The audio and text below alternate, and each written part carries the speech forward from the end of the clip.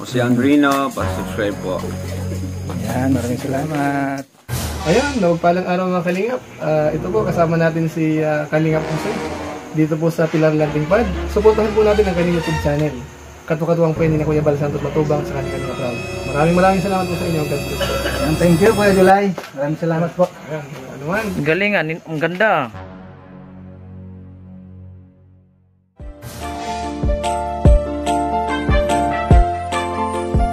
Siya ang makakasama nyo at magiging katuwang aalali sa mga nangangailangan. Jose Andrino. What's up mga Kalingap? Yan, andito na naman tayo sa lugar kung saan yung Abukay, Barangay Abukay. Yan mga Kalingap, punta tayo dito sa natumbahan ng nyug. Dito tayo sa kanila ngayon.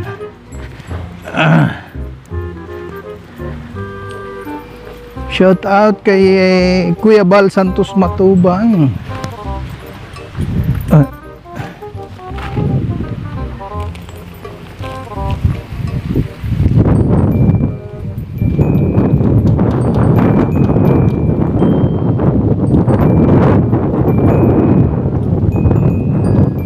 Malapit matapos na ang kanilang tulay.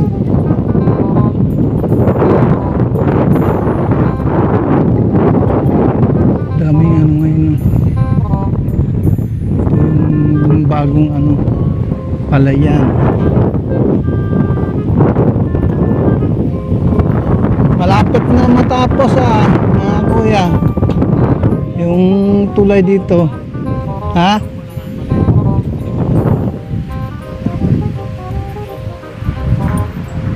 Uy, anyan dyan pala si Ate Madeline eh.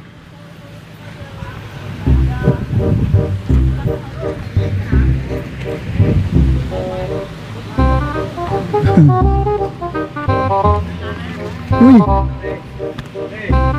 lumulubog na. Lumulubog na yung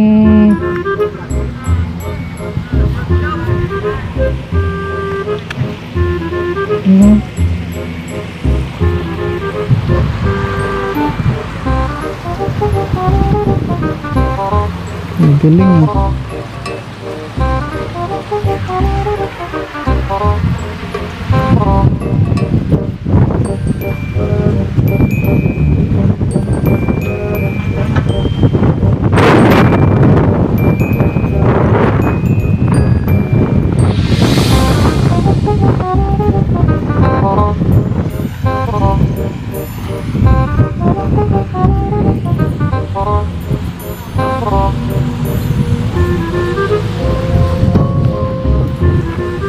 Hello, te!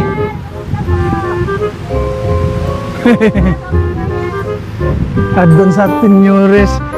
Tapos na! Oh, kanina, kung ay nakita niya na kami. Natanaw na po kami. Oo. Pagod yan sa apay. Kumusta yung bahay niyo dyan? Natakot lang ako niya kung niyong naman. Oo. Yun nga pag natumba kasi yan, delikado. Natumba, rinit kami. Yung mga kalinga po. Si Ate Madeline, yung pasalubong natin sa kanya. Yung bigas. Oo.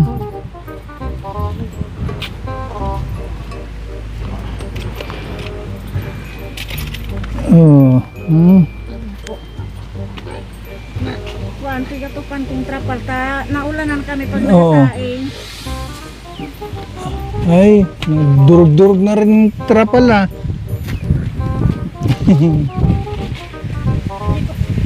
Ito yung natumba na ano, natumbang na nyugo. Yeah. Yun yung ano yan, yung ito. Ayan o.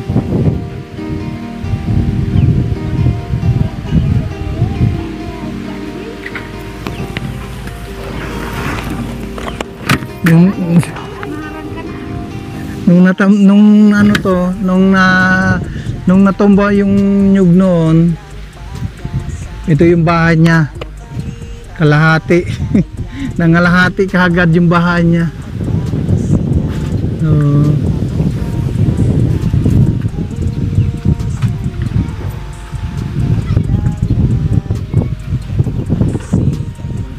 kumusta naman ang buhay niya ngayong nung pumasok yung 2024?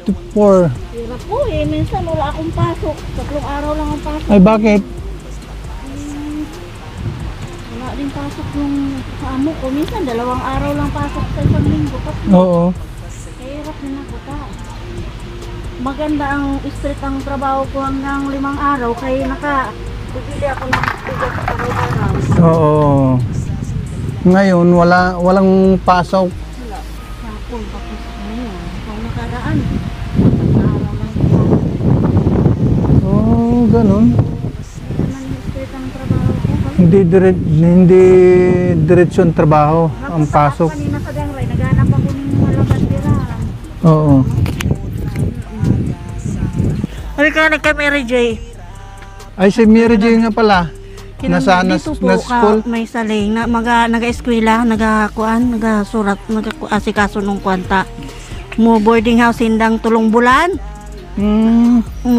Ultimong kuanan ninda sa college po baga, ta education Oo. ang pigakwa niya. Oo. At sa bagay malapit na rin makagraduate si Mary Joy. Kawa naman na Diyos. Nga din po kasama, kasama mo po. Pagkilala kasi yung Kasama aking Iba. kapatid. Hello guys, good morning po. Kapatid ko yan. Okay pala, magkawig ka mo. Opo, kaya natanong ko. Oh, yung natumbahan ng nyug noon. Oo. Ganun po.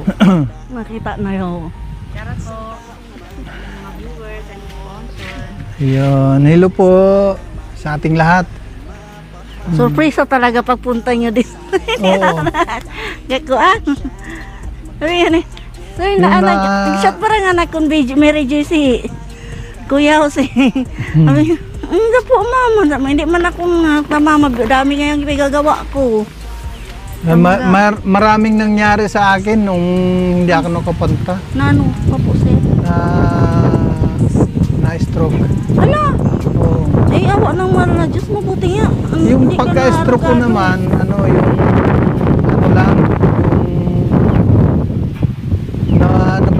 nabulol. Nabulol ka lang? Nabulol ka? Yung wala Mabuti naman. nakabalik yung boses O yung mo. lang, yung minsan, yung aking pananalita ngayon na utal-utal, di ba? Ano, sa awa ng mal. Sabi ko, Diyos ko, sabi ko, bakit sabi ko, nung nangyari, sabi ko kay, hindi nga nako na, sabi ko, nag-chat parang sa imo nga nako Mary Joy si Kuya Jose. Ano? Hindi ko lang, Mama, kinguno nang baka hindi ko nga lang busy. sinat si Murji kasi baka maana dun ay. Sabi ko, wala. Hindi man po kasi, nagdadasal din ako na, siyempre, hindi man kamo mapamaksa ko, ta. Kahit saan man kamo nakakadating. Oo. Hindi ko lang sinabi kay Murji, baka Ganun pala, mag-alala din. naawa ng mahal na Diyos. Maray, mabuti naka-recover ka, Oo, kahit Kung anong paano, balik sa boses mo. naka-recover din naman. po. Kaya lang, naapektado talaga. Apektado yung pagkaano ko. Sukuan. Oo. Kaya lang, kunting ano lang. Salamat At pasasaan ba't maka-ano din, maka-recover din. Po. Nakausap ko po, kuya yung may-ari nito. Oo. Ayun. Bayadan ko na yan 500 nung nabigyan akong tulong sa kuan, na binayad ko sa nung anahaw man. Oo. Gusto ko makuanan bara dito pag nag-panay ang ulan. Kaya nga. Maulanan kami. Oo. Tapos sabi nga nito, nga, ang pagpabayad palang power susan, 800. Sabi ko, dati kaya 1.5 lang, o 500 lang. Oo. Ditulong niyo baga ang kuan ko dati. Ngayon, 800 na daw, sabi ko. Oh, Sana nga ako makahanap ako ng kwanta. Sabi ni nung may-ari, ba, kuan mo nga yata king magpaan niya ka mo dyan ng gabi. maipit nga ka mo dyan mo, boss. No. Lahat, maipit nga daw ka mo lahat dyan. Pag natumba na naman talaga yan, kasi malambot lang malapit lang talaga, malambot lang ang binawalan. lupa. Nagabuwal po ang lupa, kaya mo yung kinakatakutan ko dyan, parang paggabi nga, natatakot talaga ako magkuhan kasi nanirvous na ako nung diding muntik ako dito baga, nakagagaling ko lang. Wala, natapat talaga sa banggiraan ko. Pagka nagkataon talaga na malakas ang hangin, oo, tapos pag maulan po, nalalambot po yung kuan, lumalambot yung lupa. lumalambot talaga. Apo, okay lang po. Tana naman talaga yan dyan. Ang hirap din dito pag malakas ang hangin. Kasi Yan po kinakatakutan ko dyan talaga. number 1 talaga na na tutumba ka Yan. Sabi ni Tremes nga, sabi kasi nag-uwi dito, namatay yung kapatid niya nung may-ari dito, yung nagpatira sa amin dito, namatay na, namatanda na. Na sabi, kung may pera ka nga dyan, may pera ka daw, kunin na daw niya yung bayad, tapa Manila na siya nung 4, nilibing yung kuan, nagdating sila 3 ng gabi, 4, nilibing, tapos 5 ng umaga, madaling araw, pa Manila na daw sila. Di 4 yung gabi, nakahanap man ako nung pambayad, binayadan ko na yan. Para problema ko na lang, pagpapawerso. Pagpapawerso. Yun po. Mahirap talaga, ganun. Ilang araw lang din pasok. Magkano naman bayaran sa power show? Ay, 800 na daw po ngayon. 800. Tapos, sabi ko, hindi man yan matanghalian, taking nakukuha na tatagalan, kaya nagpapakain din na nagpapawerso. Tsaka yung yung kahoy sa'yo na rin. Opo, yung akin yan, binili ko na yun, sana kukuhaan ko nga dito. Parang, tapos yung yung pagpawerso nila, yung nakatestis na. Testis na. Masukol na lang king ang sukol dito. Para kuha na lang. Pag putol-putol nila, susukol dito king sukol. Ano ang sukat? Yan ang pinakatakutan. Maraming kahoy yan magagawa dyan. Hinausap ko nga yung may-ari dito, sabi ko, paano nga sabi ko, king sakali, sabi ko, yung uding lupa po ba dito na nabalitaan ko nga kukuha nila. Sabi ko, dati, nung bago kami dito magtira, yung may pera daw ako, king may kuhan daw so anak ko, paipunin daw, bayadan na lang to, wala naman daw dito titira na kuan. Natatakot ako, tauyan o nagabuwal dyan, kuan ang daga, tibag. Pero pag natibag man po yan dyan, kuan, wala naman, yan pangusad na kahoy siguro. Pag nagdakulo yan, malaki na yan dyan. Nyuglong nan talaga ang delikado talaga, lang. yan ang delikado, mabigat talaga na. Ay, kahit na ganito matagal na pati to, 3 taon na tumahigit, mga rimatin, kuan na to, pag nabagsakan.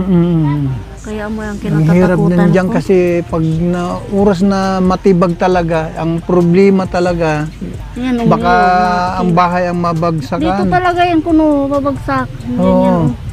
Yan kami lang natutulog. Mahirap.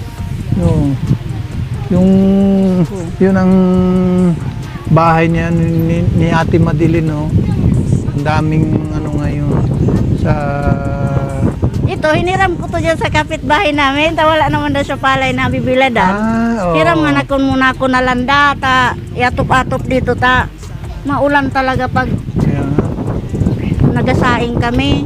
Sa mga sponsor natin, kung sino naman may busilak ang puso dyan, tulungan natin si Ate Yolanda, si Madeline po. Baka mayroong mag-sponsor sa kanila. Tulungan po natin sila. Maraming salamat po sa tutulong sa amin. Sana po may maawa po sa amin. Kasi mag-isa lang naman po akong naghahanap buhay. Wala yung kanyang mister. Ayun, wala talaga. 7 taon na yun na wala sa amin. Yun lang. 7 taon na. Diba yung permerong may sasabihin po kaya ako, yung permero po kaya, ina-interview nyo yung panugangan ko. Ayaw po kasi nila malaman. Mm. Kung nakasabi ko, hindi na ako magsasabi ng kuha, ng totoo lang talaga, ng babae yung papa nila, umalis sa amin. Ayun. Sinama nung babae, yung babae bininta yung kalabaw na alaga niya dyan. Oo. Para sumama yung papa ng mga anak ko. May kalahating buwan pa lang si Bibi na iniwan kami noon. Oo. 7 yung anak ko. Tapos mga 4 na taon na namatay man yung pang-anim ko. Yun. Sabi, mula pang pag-alin noon, hindi man talaga kami suporta na. Biruin nyo, 7 kalimutan taon na kami. Sa September, 8 taon na. 8 taon naman si Bibi. No. Yung ilang taon si Bibi, yun ang paglayas niya. Kaya, sana, ginapang ko man sa pag-anak ko ay yung mga anak ko.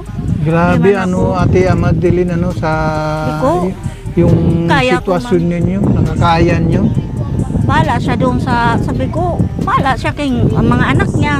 Siyempre, nahanap man siya, lalo na si Bibi. Hindi talaga siya na kuwan, wala pa man niya pakaalam-alam na iniwan niya. Hinahanap niya kaysa niyang papa niya. Sabi ko, may papa ka pero wala man dito sa atin. Iniwan na tayo. Nandoon sa Pero alam na nila ni Mary Joy. Alam yan nila, Mary Joy, na gano'n na. Pati din yung anak mong lalaki. Alam yan nila lahat. Paano kaya sabi ni Bijoy, ma, hindi ko kaya sinabi mata. Buwang kaya. Hindi. Mga daraga na sila. Sabi ko, dapat man malaman talaga ang totoo na. Dapat malaman ako, sa ulitin na babalik sila, sasabihin ko na sabi ko yan, dapat malaman nila ang totoo niya. Bakit wala si papa niya sa atin? Wala si papa niyo. Siyempre, hanapan nila kung bakit wala yung papa ninyo. Biro nyo, 7 taon na nagdusa kayo dito sa kahirapan. Iniwan nga yung bahay namin doon, matumba na. Lumipat kami doon pinatira kami nung kubo-kubo doon sa Sagaysay, yung patundol doon. Mga 1 year man, tumutulo na, dito na kami. Wala, sobra man kami doon, 2 taon na natutulo na. Tapos dito, nagpaalam ako doon na pwede kami dito makitayo na. May pera man nung nagdating sa amin, yun, pinapawerso ko. Tapos binilay ng butisan, barato pa yung hero dati. Mahal na ngayon. Ayan nga, 500 lang yung pagpapawerso dati. Ngayon, 800 na. Ang kinakatakot ko lang dito, Ate Madeline, kasi nga pag natumba talaga yung... Ayun nga po, ang kinakatakot ko tapag gabi. Sabi nga nila, umalis kayo dito pag gabi, kay king bigla yan matumba na tulog kayo.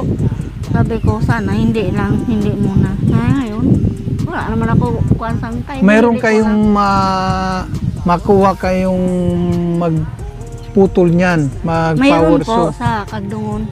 Sinabihan ko na, pinatugnan ko na po nga kapunta. Kung sa Domingo, baka otro semana may makuha man, may mag-abot na yung sweldo namin sa pagdamo po Duli? Tupad. Sa tupad? Sabi ko, sana magkubra na tamo ang ibabayad ko dyan. Tapos magpakuha na barang kusina atupan. So yun, hindi magkausto. Kailan silang ay makakapunta dito, Ate Madeline? Kahit anong oras po, pwede po yun magkuhan. Basta may pangbayad na ako. Basta may pambayad. Kasi hilain po nila yan.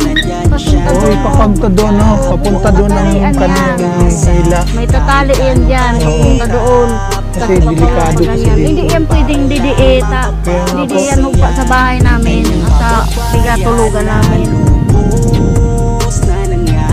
Sige, Ate Madeline, sa linggo kaya?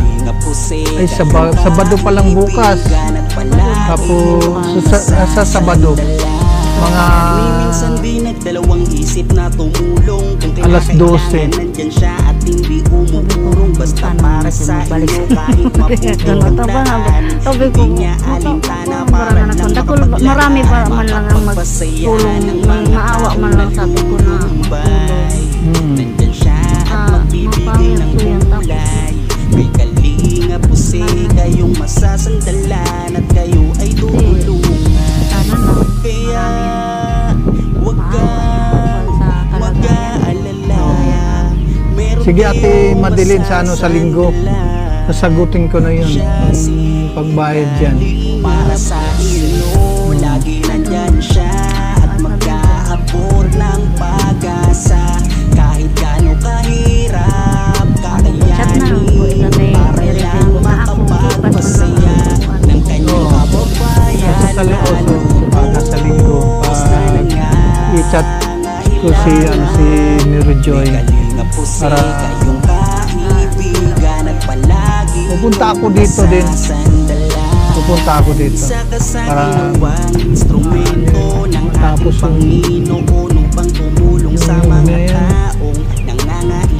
nakakatakot talaga. Ito lang naman eh. Ito lang isa na. Ito lang isa. talaga yun ang kinakatakutan ko lagi. Kasi pag oras na Malapit na lang pati, yung nabuwalan bagsak mo. yan. Malapit na lang. King Jesus Maria Jose. Sabi ko kaya. Ang pag-aisip ko pagabi, siyempre sige po ang ulan.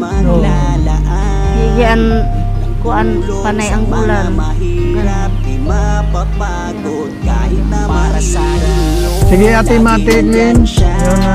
Ay, yung bigas pala. Yun, sa inyo yan. Ay, maraming Sa inyo yung salamat bigas po. niyan. Opo. Nanggaling kay kay Kuya Bal. Ay, maraming salamat Kuya po Bal, kay galing. Kuya Bal. Sana po marami pa kayong matulungan. God bless po sa inyong lahat. Ano po, Maraming salamat din kay Ate Madeline. maraming salamat po. Nandito siya sa kanila ulit para maanuhan natin kung sino pa yung gustong tumulong kay Ate Madeline para